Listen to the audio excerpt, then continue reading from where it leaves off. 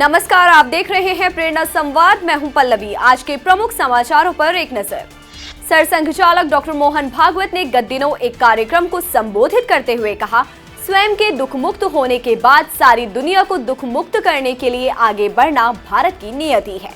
आइए सुनते हैं उनके वक्तव्य के कुछ अंश। भारतवर्ष जब खड़ा होगा, उन्नत होगा, तो क्या करेगा?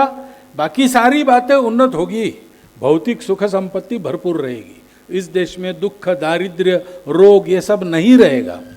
लेकिन ये नहीं रहा। अनेक वर्ष ऐसे देश दुनिया में होते रहे हैं, आज भी है। लेकिन वो कुछ दिन ऐसे रहते हैं, फिर उनका पतन होता है और फिर नामो निशा भी नहीं रहता, क्योंकि इससे आगे कुछ नहीं है। हमारे यहाँ ऐसा नहीं है। दुख मुक्त होने के बाद दुनिया को दुख मुक्त करना, क्योंकि दुख मुक्त तब होते हैं जब जानते हैं कि सारी दुनिया मैं ही हूँ, मेरे में सारी दुनिया है और सारी दुनिया में मैं ही हूँ। और मैं यानी मैं छोटा हूँ, क्योंकि सारी दुनिया में मैं ही हूँ। इस बड़े मैं का मैं एक छोटा कण हूँ। यद्यपि भेदापगमे नाथ तवाहम न मामकी नस्तुम, ऐसा कहा भगवान को भक्त ने कि भेद चला गया, लेकिन मैं तुम्हारा हूं, तुम मेरे नहीं हो। तुम मेरे यानी तुम मालिक, मैं बन गया, ऐसा नहीं। मालिक तुम। सामुद्रो ही तरंगा क्वचन समुद्रो ही तारंगा। हमेशा समुद्र की लहरें होती है, लहरों का समुद्र ऐसा कोई नहीं कहता। समुद्र और लहरें एक ही बात है, लेकिन लहरों का समुद्र नहीं कहा जाता। समुद्र की लहरें, समुद्र बड़ा है। वैसे विश्व बड़ा है, उसका मैं एक कण हूं, उसका योगदान करने वाला हूं, उसका स्वामी नहीं हूं, पार्ट एंड पार्सल हूं, उसका घटक हूं। मैं बढ़ूंगा तो विश्व बढ़ेगा। मैं ऐसे बढ़ूंगा कि विश्व बढ़ेगा, क्योंकि अगर विश्व की मेरे बढ़ने से हानि होती है तो हानि मेरी होगी, मेरा बढ़ना रुक जाएगा। और इसलिए स्वयं दुख मुक्त होने के बाद सारी दुनिया को दुख मुक्त करने के लिए बढ़ना, ये भारत की नियति है। उस नियति की ओर हम बढ़ रहे, इसके अनेक साक्ष्य हमारे सामने अब मिल रहे हैं। एएमयू के प्रोफेसर ने दिया पत्नी को 3 तलाक, मुकदमा दर्ज। अलीगढ़ मुस्लिम विश्वविद्यालय के एक असिस्टेंट प्रोफेसर असद मोहम्मद के खिलाफ क्वारसी थाने में दहेज उत्पीड़न और पत्नी को सरेराह 3 तलाक देने का मुकदमा दर्ज हुआ है। आरोप है कि शादी से पहले उसे एमटेक कराने की बात तय हुई, मगर पढ़ाना तो दूर, पत्नी को दहेज के लिए तंग किया जाने लगा। जब उसने ऐतराज जताया तो बात 3 तलाक तक पहुंच गई। पुलिस ने प्रोफेसर पति व अन्य ससुरालियों पर मुकदमा दर्ज कर जांच शुरू कर दी है। अरमान उर्फ आर्या ने दुष्कर्म कर बनाया वीडियो, धर्मांतरण का बना रहा था दबाव। देहरादून में लव जिहाद का मामला सामने आया है। आरोपित अरमान उर्फ आर्या ने युवती से फोन पर बातचीत शुरू की। जब एक दिन युवती इंस्टीट्यूट जा रही थी तो अरमान ने नस काटने की धमकी देकर युवती को होटल में मिलने बुलाया, उसके साथ दुष्कर्म किया और अश्लील वीडियो बना ली, जिसके बाद युवती पर शादी करने के लिए धर्म परिवर्तन करने का दबाव बनाने लगा। पुलिस ने आरोपित अरमान उर्फ आर्या को गिरफ्तार कर लिया है। उसके खिलाफ डालनवाला कोतवाली में विभिन्न धाराओं में मुकदमा दर्ज किया गया है। बरेली में घर के अंदर काट रहे थे गाय, पुलिस ने 2 तस्करों को दबोचा। बरेली में गौकशी की घटनाएं रुकने का नाम नहीं ले रही हैं। आए दिन गौ तस्कर गौवंशीय पशुओं का कटान कर रहे हैं, वो भी तब जब गौकशी के मामले को लेकर मुख्यमंत्री तक शिकायत होने के बाद आईजी तक ने नाराजगी व्यक्त की। पुलिस ने बरेली के कैंट थाना क्षेत्र में गौकशी करते 2 तस्करों को धर दबोचा, जबकि पुलिस आने की भनक लगते हुए 2 आरोपित छत से कूदकर फरार हो गए हैं।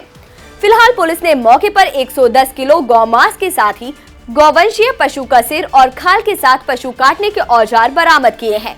पुलिस ने चारों आरोपितों के खिलाफ मुकदमा दर्ज कर लिया है। ज्ञानवापी का सर्वे पूरा न होने से संत समाज ने जताई नाराजगी। स्वामी जितेंद्रानंद बोले, मंदिर तोड़ने वालों के वंशजों को संविधान कानून पर भरोसा नहीं। काशी में ज्ञानवापी परिसर के सर्वे का काम पूरा नहीं हो सका, वहीं सर्वे के अधूरे रहने पर संत समाज ने नाराजगी जताई है। अखिल भारतीय संत समिति के महामंत्री स्वामी जितेंद्रानंद सरस्वती ने वाराणसी में कहा कि जिन आक्रांताओं ने मंदिर तोड़े, उनके वंशजों को संविधान और कानून व्यवस्था में कोई विश्वास नहीं है। कोर्ट के निर्णय के विरुद्ध जाकर सर्वे न होने देना और वहां अराजकता की स्थिति पैदा करना इसके प्रत्यक्ष उदाहरण है। आइए सुनते हैं इस मामले पर उन्होंने आगे क्या कुछ कहा।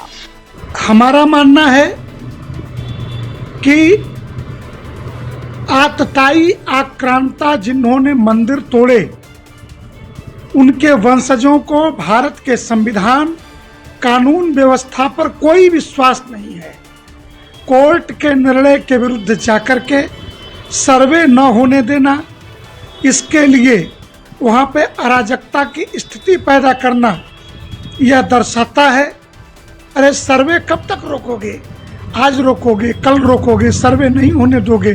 सर्वेयर अपनी रिपोर्ट कोर्ट में प्रस्तुत करेंगे, निर्णय न्यायालय को लेना है और निर्णय में स्पष्ट रूप से है कि वहाँ पे अंदर जाके कोर्ट के अंदर वकील कुछ और बात करते हैं इनके, अंजुमन इंतजामिया के और कोर्ट के बाहर इनके लोगों का व्यवहार लोकतंत्र को बंधक बनाने जैसा है।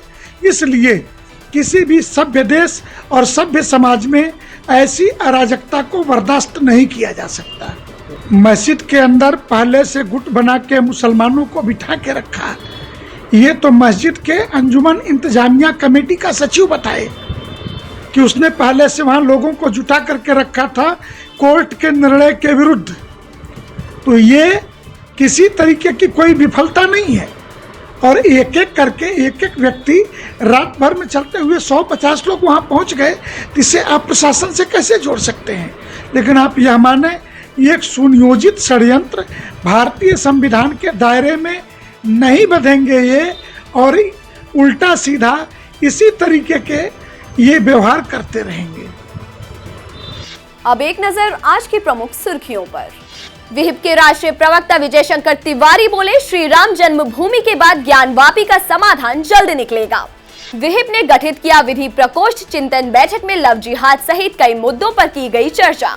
मुरादाबाद हरिद्वार संग कई रेलवे स्टेशनों को बम से उड़ाने की धमकी, लेटर भेजने वाले ने खुद को बताया जैश-ए-मोहम्मद का एरिया कमांडर।